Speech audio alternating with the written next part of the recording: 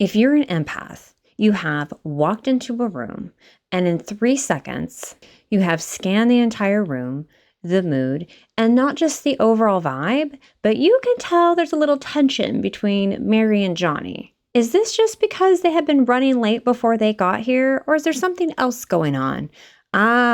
Mary's a little bit further away from Johnny. Oh, and her energy's a little bit pulled back. Oh, she's definitely upset. This silent ability is a superpower, but it is exactly this silent ability that can keep you stuck in an abusive narcissistic relationship. Hi, I'm Anne. I'm a licensed mental health clinician, and I've also lived this.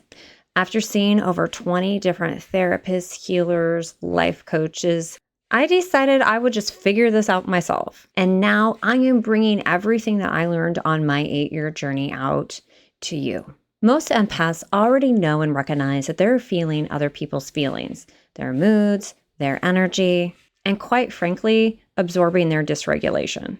The problem is that most advice is coming from the place of helping to protect yourself from feeling it. I don't think that's the answer.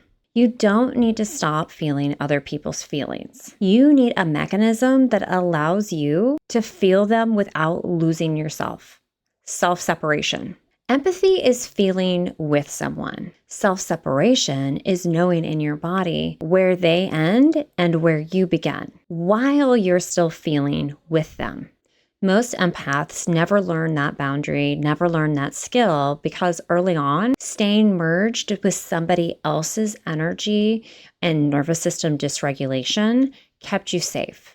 If you could sense the shift in somebody else's mood and help regulate, adjust, even hide if necessary before it became a bigger problem, this kept you safe.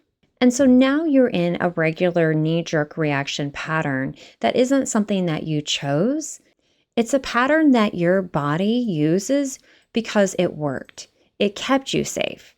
This is why you're here today. And so whether or not the narcissist created this pattern in you, they exploit it.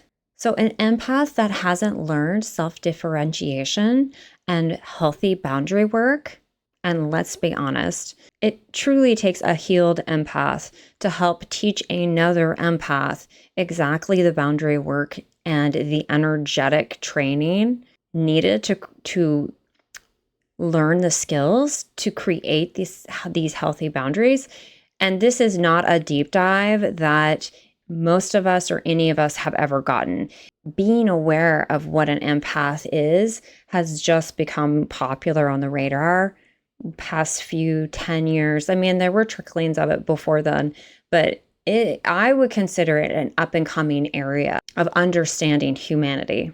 And so here you have, as an empath, the ability to feel and sense others, and it makes you wide open for someone else who exploits this ability to their advantage. This is someone that uses you for character traits, uses emotional manipulation to pull the strings behind the scenes, and this is what it feels like. They will use emotional manipulation in the moment, and you feel like they care for you.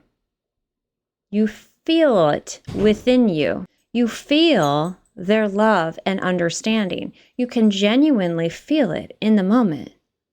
And here is what's actually going on. The reason why it feels so genuine is because in that moment, the narcissist believes it.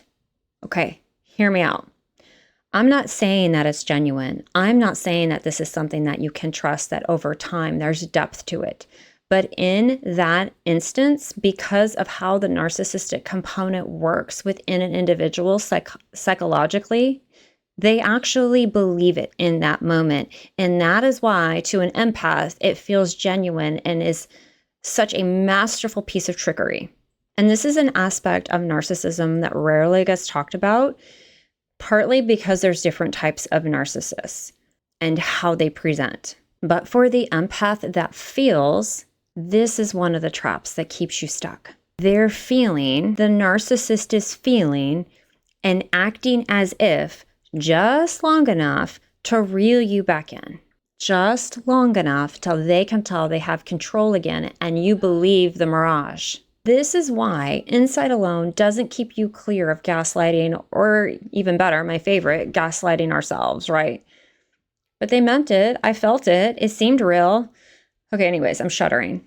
Self-separation has to be practiced because it's a body level mechanical skill. It's the ability to stay with someone else's nervous system dysregulation, someone else's moods, someone else's energy without your nervous system absorbing it as yours or as 100% truth. And here's what it looks like in practice, this self-differentiation. Notice the moment you feel someone else's mood, energy, or feelings. And before you feel your own reaction to it, okay, there's that gap, being able to notice it. Most empaths have learned the first part, okay? There's two parts, but the second part is one that I don't hear of as often. The first part is to ask in the moment, whose feeling is this? Not as a philosophical question, obviously, but as a physical check-in. Am I feeling worried and scared and nervous about this roller coaster ride, or am I picking up on my little boy's energy? Oh yeah, that's him. I can feel it. That check-in. Is this mine or is this someone else's? Oh, this is someone else's. I can feel it. And that allows you a little bit of arm's length, right? That gives you a little bit of space where you can feel it and notice it, but not have it completely swallowed. And now here's the second part. The second part is to let go of their feeling or their energy. And I get that this is much easier said than done, okay? And to be completely honest with you, there's a couple people in my world that I can't actually do this with, that I still feel completely internally as if it's my own. And I'll do the physical check-in. Okay, is this mine or this is theirs? Okay, this is theirs. But the letting go of it is much more difficult, okay? There's a couple people that I have like that. However, for the majority of people, the more that you practice this, the more you'll be able to let go of more and more and more of their energy, but it's gonna feel really bizarre and weird, okay? How we do this is by bringing your attention back to your center and your energy, and then forcing yourself to feel the world around you from the inside out. What this looks like. You are outside and you're watching your kids play and a neighbor walks by.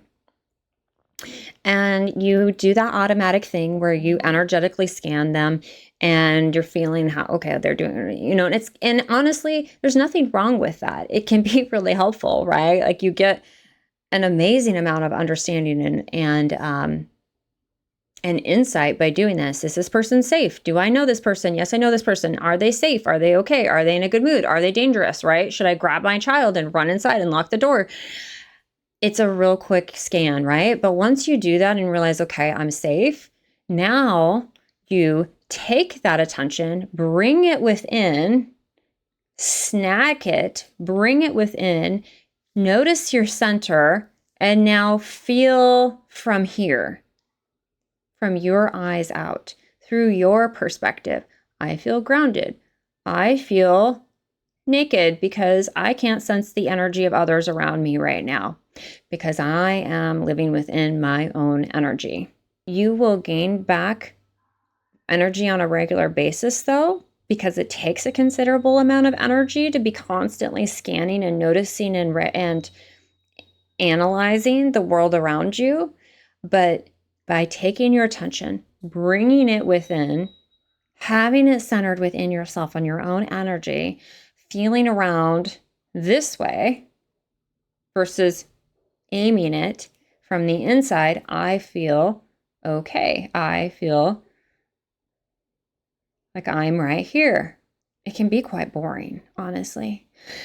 But that is the second step in this, okay?